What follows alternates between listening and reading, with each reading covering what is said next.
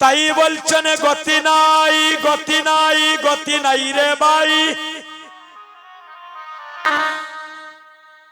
এই কলির যুগে হরির নাম বিনে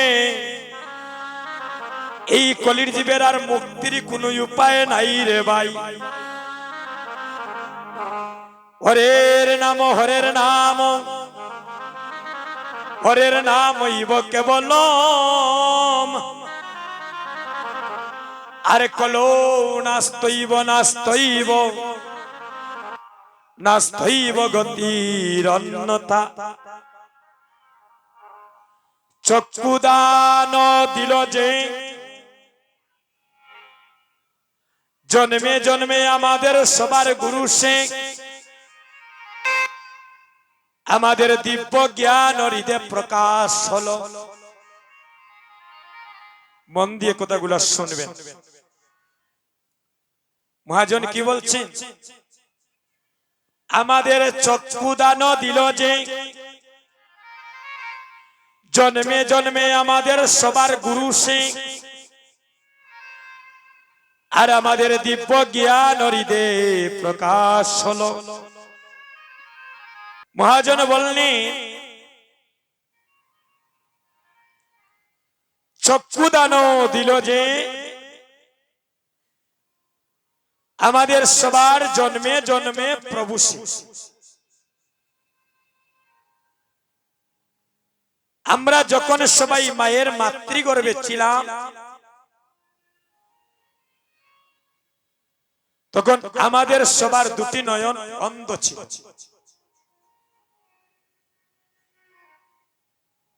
মায়ের মাতৃগর্ভে দুটি দ্বার আছে। বললেন একটা হলো অগ্নিকুণ্ড, আর একটা হলো নরকের কুণ্ড। এখানে আমরা কেউ অস্বীকার করতে পারবো না যে কোন সন্তান যে আমরা মায়ের মাতৃভাণ্ড থেকে ভূমিষ্ঠ হই নাই, কেউ অস্বীকার করতে পারবো? সবাই সবার মায়ের মাতৃভাণ্ড থেকে জগতে এসেছি। তবে একটি কথা, যখন আমরা মানব কুলে জন্ম নিয়েছি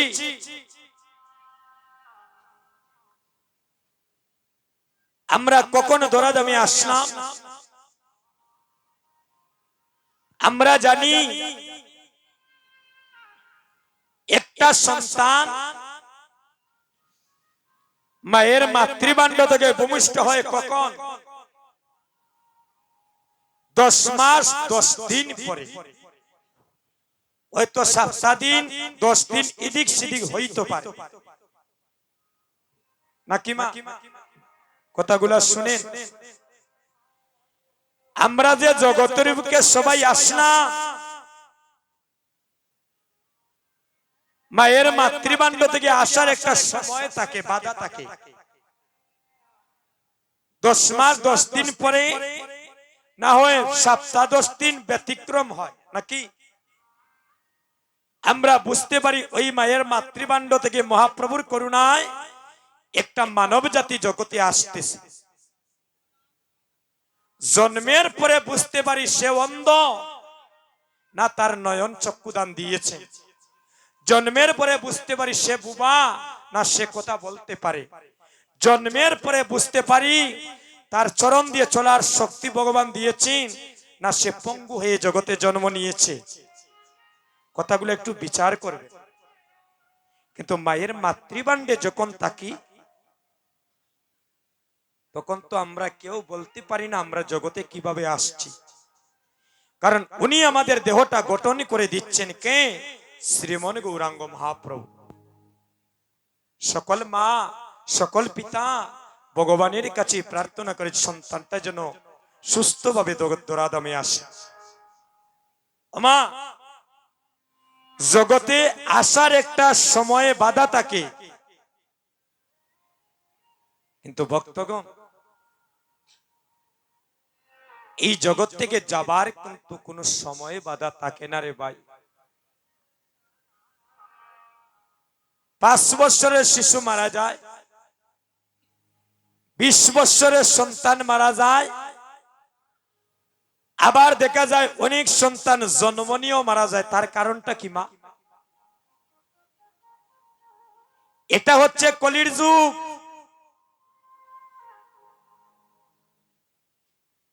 এই কলির যুগে অদ্বৈত প্রভু সর্বপ্রথমই দেখলেন এই কলির জীবের কৃষ্ণ পথে তাদের মতি নাই। কেন? তারা অচৈতন্যের পথে দাবিত হয়ে আছে। এই কলির যুগে ভাইয়ের শত্রু হয় ভাই, পিতার শত্রু হয় সন্তান, মায়ের শত্রু হয় মেয়ে। আমার কথাগুলো একটু বিচার করবেন। এই কলির যুগে লোভ লালসায় পরে আপন ভাইকে মেরে দিচ্ছে। এই কলির যুগে কুচিন্তায় কুনেশায় পড়ে রাত্রে ঘুমের ঘরে মানুষ হত্যা করে মানুষ ঘর থেকে বাইরে হয়ে যায়। এই কলির যুগে অনেক মানুষ জন্ম নিয়েছে আমরা দরা দামে, কিন্তু মানুষ হতে পারলাম না। মানুষ ত্রিবিধা, মানুষ বলিব কারে। মানুষকে আমরা যদি সত্যিকারের মানুষ হইতাম তাহলে আমাদের মধ্যে এত বিবাদ কেন? আমাদের মধ্যে এত উঁচু নিচু বিচার কেন? আমাদের মধ্যে এত হিংসা নিন্দা কেন? আমাদের মধ্যে এত জাতের বিচার কেন? এখানে তো ভক্ত সমাজে অনেক ভক্তগণ বসে আছে। কেউ আমাকে দেখাতে পারবেন মহাপ্রভু কোন জাতপাত নিয়ে এসেছে? মহাপ্রভুর বাজারে কোনো জাতের বিচার নাই। জাত হচ্ছে দুটি, শুনে যান। একটা হলো নারী জাতি, আর একটা হলো জগতে পুরুষ জাতি। মুচির ছেলে সূচি হয়, একদম ক্লিয়ার কথা, বেজাল নাই। মুচির ছেলে সূচি হয়। মুচি কারা? আমরা গ্রামাঞ্চল ভাষায় যাকে বলি উনি পায়ের চপ্পল সেলাই করেন যিনি, তাদেরকে আমরা বলি নাকি বাবা? কিন্তু মহাজন কি বলছেন?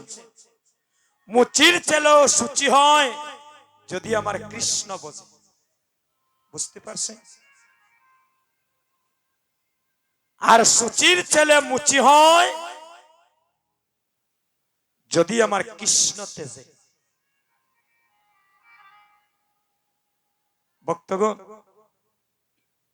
মাতৃমণ্ডলীগণ, যেদিন ধরাধামে আসলাম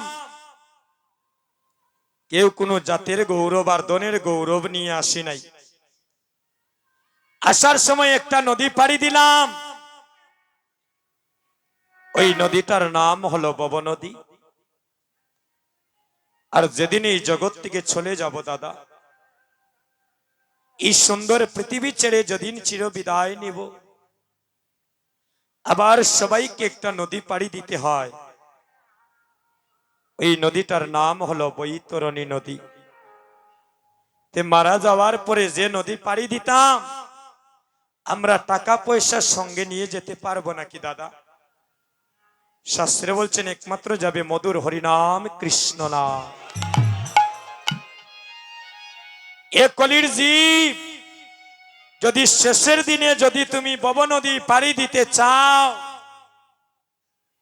একমাত্র তুমি নাম আশ্রয় করো। এই নামেতে মুক্তি, এই নাম তোমাকে সেই দিব্যধামে নিয়ে যাবে। তাই বলছেন গতি নাই, গতি নাই, গতি নাই রে ভাই। আর এই কলির যুগে হরির নাম বিনে এই কলির জীবের মুক্তি নাই রে ভাই। যেদিন মায়ের মাতৃগর্ভে ছিলাম, আমাদের সবার মস্তকটা ছিল নিচ দিকে, কেউ অস্বীকার করে এখান থেকে আমরা যেতে পারবো না।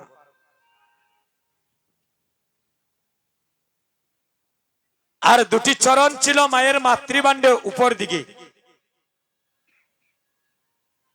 সেদিন মায়ের মাতৃগর্ভে আমাদের বয়স হয়েছিল 7 মাস। কতদিন? 7 মাস। যেদিন আমাদের হাত পা গজিয়েছিল মায়ের মাতৃভাণ্ডে, সেদিন আমরা মহাপ্রভুকে ডেকেছিলাম, হে গোবিন্দ,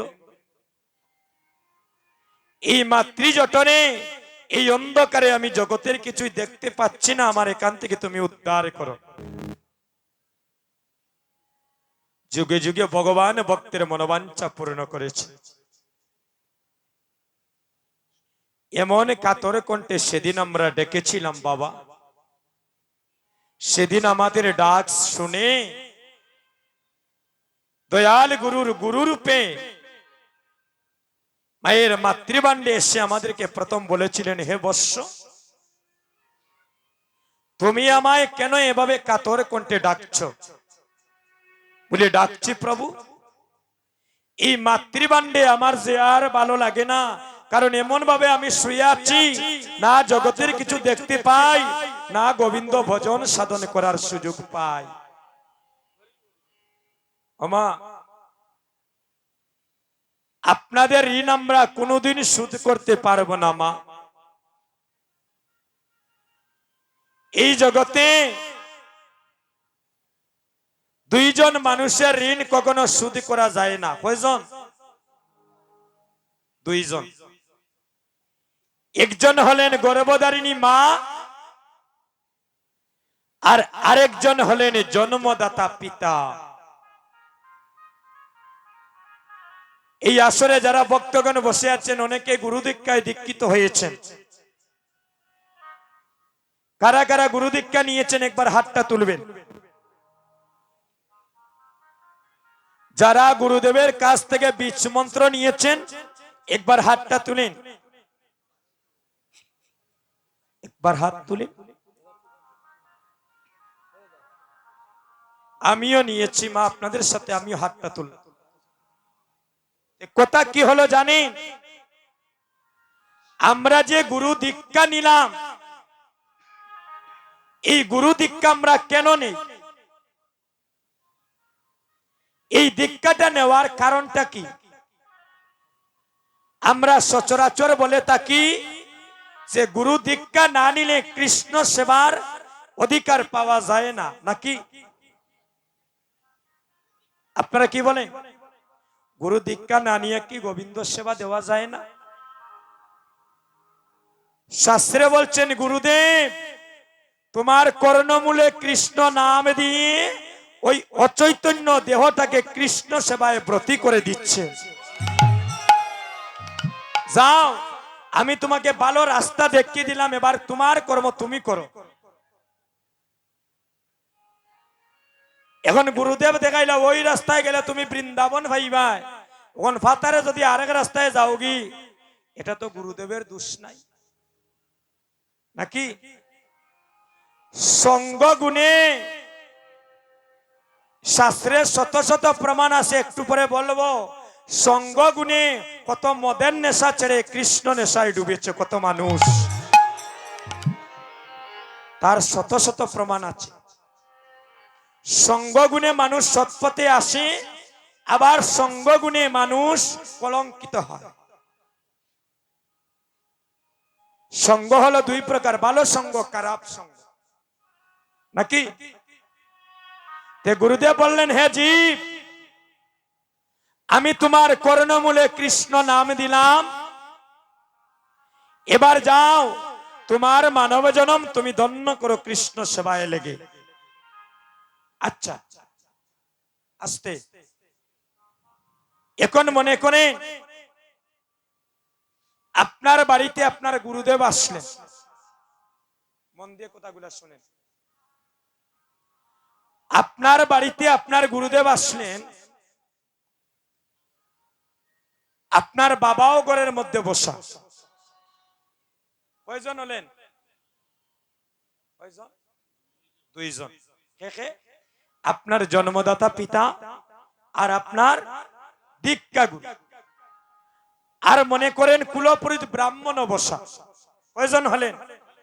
3 জন। এখন মনে করেন শ্রীরামপুর কীর্তন শেষে বাড়িতে গিয়ে দেখলেন আপনার বাবা গুরুদেব আর ব্রাহ্মণ ঠাকুর বসে তারা কৃষ্ণ কথা আলাপ আলোচনা করছে মনে করে। এখন ঘরের মধ্যে গিয়ে আপনি সর্বপ্রথম কাকে প্রণাম করবেন? আস্তে এই বাচ্চারা কথা বলে কেন? যার যখন ভালো লাগে আসর থেকে উঠে যেন, সমস্যা নেই। আমার লগে কন্টাক্ট করা, নিজে বসা লাগবো। সুবিধা অসুবিধার ভাই সবর আছে, জরুরি ফোন আসতে পারে, কাজকর্ম থাকতে পারে, যাইনি কোনো সমস্যা নাই। কিন্তু আসরের ভিতরে যেন আমরা এমন কোনো কাজ না করি যেন ভগবানের চরণে আমরা অপরাধী না হই। আমার কথাটা বোঝা গেছে নি মা? বসেছেন যখন ভগবানের পথে মন রাখেন, বাইরে গেলে অন্য কথা। সর্বপ্রথম কাকে প্রণাম করবেন?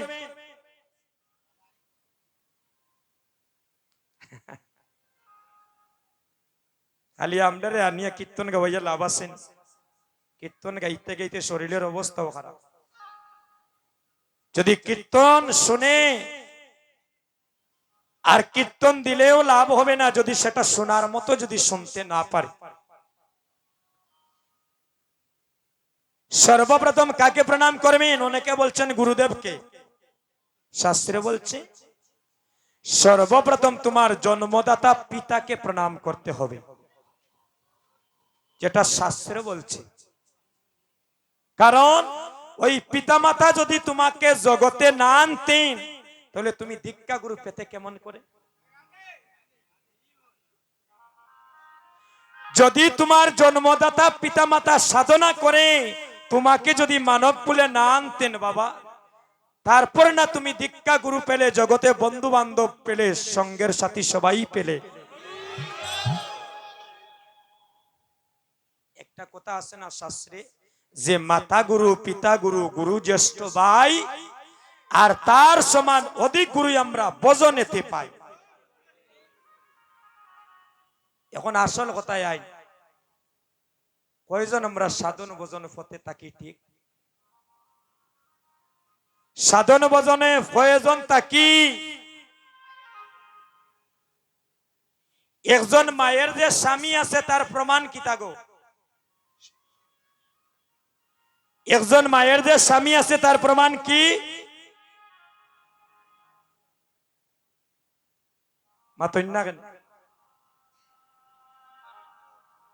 একজন মায়ের যে স্বামী আছে তার প্রমাণ কি?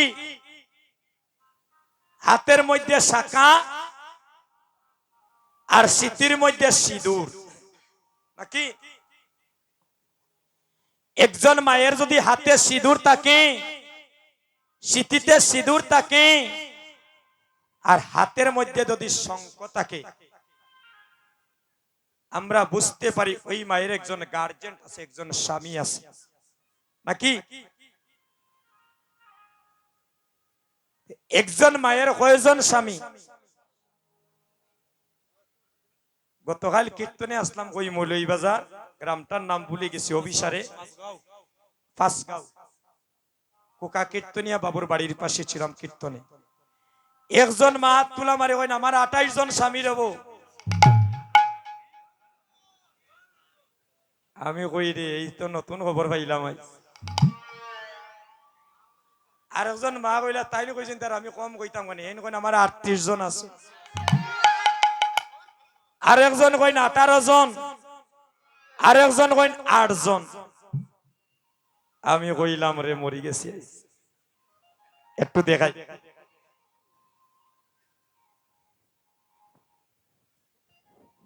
এখন যে মায়ে কইছেন 28 জন,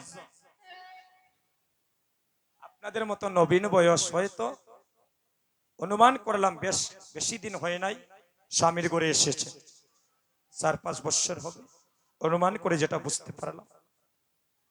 কইলাম গো হোসাইন আপনার 28 জন খেয়ে এখন খালি মুখ লুকান কাপড়ি কান্দি। আমি বললাম আমার কাছে লুকাইয়া রক্ষা পাইলি বা যাই বেটার গোর গোটাইয়া ছাড় দিবনি। আমি বলা না ওই বেশ কিচ্ছু কইলাম না, যে বেটা গত ফাল্গুন বিয়া করিয়া আইনছে কইব রে এই গোপন কথা তো আইস প্রথম শুনলাম, আমার বউর আমি বাদে আরো 27 জন স্বামী। হ্যাঁ, গদা লইয়া কিবা প্যান্ডেল বাইরে উবার বুলাইস বার হইয়া। শ্রীরামপুরের মায়েরা খুব সালা ফুলে কইয়া বিপদ আর নিয়ে লাভ নাই, চুপচাপ টাকাও ভালো।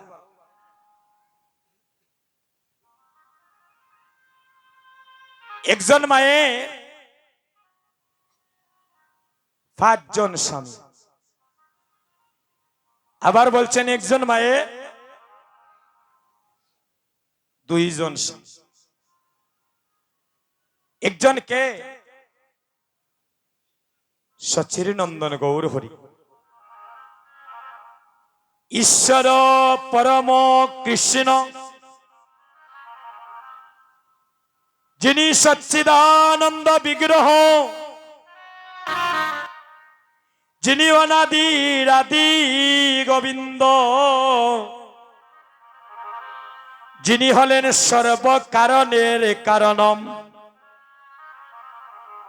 উনি হইলেন এক স্বামী, আর আরেকজন হইলেন মায়েদের নিজ স্বামী। একটু মন দিয়ে শুনেন, সকালবেলা ঘুম ভাঙলে দেখতে পাই সকাল, আর যদি নয়নের ঘুম না ভাঙ্গে সোজা চলে যেতে হয় পরকাল।